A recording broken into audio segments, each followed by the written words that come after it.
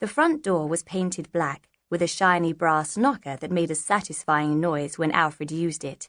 Rat-tat-tat. Birdie spied a lace curtain twitching in the drawing-room window. "Someone's at home," she remarked. Alfred said nothing. He looked tired after their long walk, but then again he always looked tired. His grey moustache drooped, his shoulders were bent, his brown eyes sagged at the corners under his wide, floppy hat brim. Suddenly, the door was flung open. A housemaid in a white cap peered at them suspiciously, her gaze lingering on Alfred's frayed canvas trousers and baggy green coat. "Yes?" she asked. "What's your business?" Alfred removed his hat. "The name is Bunce," he replied in his gravelly voice. "I came here on account of I was sent for." "Sent for?" the housemaid echoed.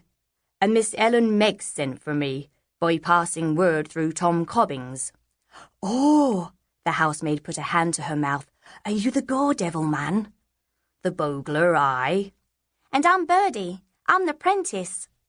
Because Birdie was very small and thin and pale, she was often ignored, so she liked to wear the most colourful clothes she could find. This summer her dress was a dull cotton drab, but she had added a little cape made of yellow satin, very soiled and creased, and there were red feathers on her battered straw hat. Stepping out of her master's shadow, she beamed up at the housemaid, eager to make friends. The housemaid, however, was too flustered to notice Birdie. "Oh, why did you knock on this door?" she lamented. "The hawker's door is down by the coal hole. Come in quick, afore the neighbours see you both." Hustling Alfred and Birdie across the threshold, she slammed the door and said, "I'm Ellen Meggs. I'm the one as sent for you. My mistress knows nothing of this, nor won't neither, if I have my way." "Ain't she in?" Birdie asked shrewdly, glancing through the door to her left. It opened off a handsome entrance hall that Birdie thought finer than anything she had ever seen in her life. A lofty space with carpet on the stairs and paper on the walls, and a bronze statue in one corner. The cedar joinery gleamed, and the air smelled of lemon. But there was a broom propped against the hat stand, and through the door that she'd spotted, Birdie could make out furniture swathed in dust sheets. "Mrs. Plumeridge is at the seaside for her health," Ellen replied. "Oh, but there's other old cats across the way that never leave their parlour windows, and they'll have seen you come in sure as eggs." She stamped her foot in frustration, her round pink face growing even pinker under its frizz of sandy hair. Alfred sighed. His shoulders were slumped beneath the weight of his sack, which he never let his apprentice carry, no matter how desperately she pleaded. "What's your particulars, Miss Meggs?" he inquired.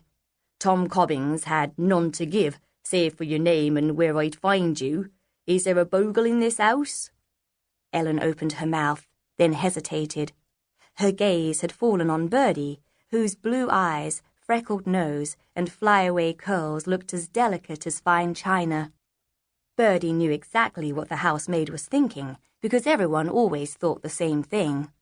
Only Alfred understood that Birdie was a heroine, brave and quick and valiant. "I ain't afeard of Bogles, Miss Meggs," Birdie announced.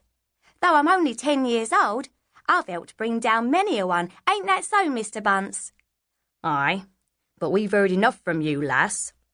Alfred was growing impatient. Birdie could tell by the way he shifted from one ill-shod foot to the other.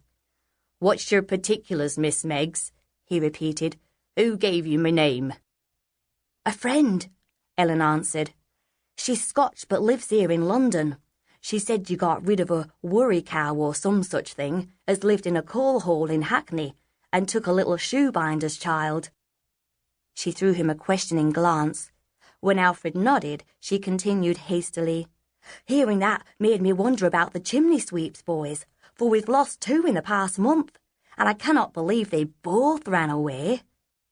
By now she was anxiously fiddling with her apron, crushing it between her restless hands, then smoothing it out again. "In the Dane Hills, where my ma were raised, a creature they called Black Annis used to eat children. and would tan their skins for its adornment, or so I've heard." "Tell me about the sweeps boys," Alfred interrupted. "They went missing, you say?"